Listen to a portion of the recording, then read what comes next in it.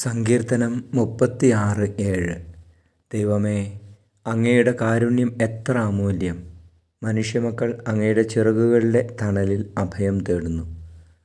പരിശുദ്ധ പരമദിവ്യകാരുണ്യീശോയ്ക്ക് എന്നേരവും ആരാധനയും സ്തുതിയും പുകഴ്ചയും ഉണ്ടായിരിക്കട്ടെ.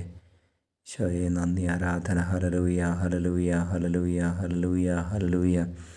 ഈശോയെ, ഞങ്ങളങ്ങയെ സ്തുതിക്കുന്നു. കർത്താവേ, അങ്ങയുടെ കാരുണ്യത്തെ ഞങ്ങൾ പുകഴ്ത്തുന്നു. അങ്ങയുടെ കാരുണ്യം എത്രയോ വലുതാണ്. ഈശോയെ, അങ്ങയുടെ കാരുണ്യത്തിൻ്റെ തണലിൽ, അങ്ങയുടെ ചിറകിൻ്റെ കീഴിൽ ഞങ്ങൾക്ക് അഭയം നൽകണമേ. ഞങ്ങൾക്ക് പ്രത്യാശ നൽകി അനുഗ്രഹിക്കണമേ എന്ന് പ്രാർത്ഥിക്കുന്നു.